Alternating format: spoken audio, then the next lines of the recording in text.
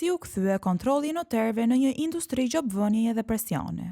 Një informacion i brendshëm i siguruar nga redaksia e publik.al hedh dritë me një mekanizëm të strukturuar brenda Ministrisë së Drejtësisë, ku sektori i monitorimit të veprimtarisë notariale dyshohet se është ndëruar në një instrument sistematik shantazhi dhe përfitimi të palishëm. Sipas dokumentit, në vend që të ushtronte funksionin ligjor të kontrollit periodik të noterëve, sektori përkatës ka operuar si një strukturë paralele, duke ndërtuar një skemë të mirë organizuar gjobvënjeje ndaj zyrave notariale në të gjithë vendin.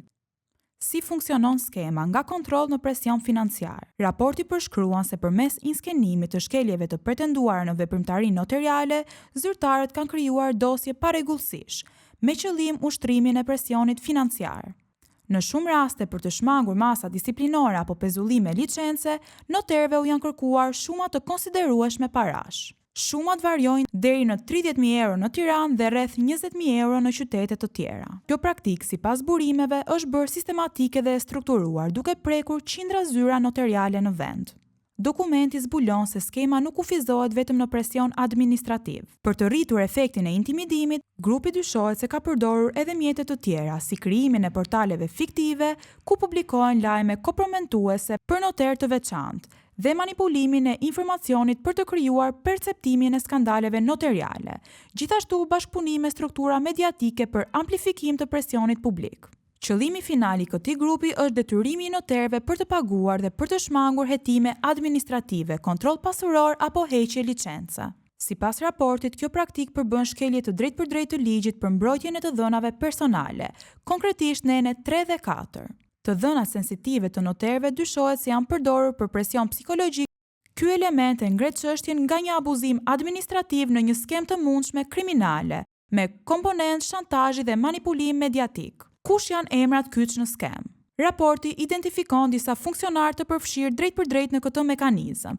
I pari është Andi Përmeti, i përmendur si përgjegjës sektori, ish deputeti i PD-s. Ndaj tij përmendet një kallëzim për mospagesë qiraje dhe dyshime për sjellje të papërshtatshme në ambientet e punës. Por pas disa vitesh në këtë detyrë në një kontrast të fortë mes të ardhurave të deklaruara dhe pasurisë aktuale, zotëron një banesë luksoze në zonën e Kodrës së Diellit. I dyti në skemë është Alfred Popli, inspektori sektorit, i përshkruar si person kyç në ushtrimin e presionit direkt ndaj noterëve. Sipas dëshmive, ai ka luajtur rol aktiv në komunikimin dhe imponimin e kërkesave financiare ndaj noterëve në vend. Një tjetër ustallesh është Diana Toro. Me mbi 20 vite në Ministrinë e Drejtësisë, ajo dyshohet se ka firmosur dokumente pa verifikim dhe ka përdorur funksionin publik për përfitime personale. Raporti përmend lidhje me aktivitet privat, konkretisht një kopësht fëmijësh me emrin Little Diana, ku noterët janë nxitur të dërgojnë familjarët e tyre në kombim të lehtësive administrative.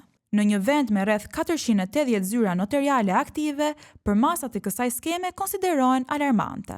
Burime flasin për një praktikë të institucionalizuar e cila ka funksionuar për vite, pa ndërhyrje efektive nga strukturat mbikëqyrëse. Materiali i siguruar sugjeron ekzistencën e një strukture të organizuar brenda një institucioni kyç të drejtësisë, ku funksioni publik është devijuar drejt përfitimit personal përmes presionit, manipulimit dhe shantazhit. Rasti kërkon hetim të thellë nga organet kompetente, përfshirë SPAK për të verifikuar rrjedhjen e parave dhe rolin e secilit funksionar, si dhe lidhjet e mundshme me struktura të tjera. Publik.al do të vijojë publikimin e detajeve dhe dokumenteve shtesë mbi këtë skemë.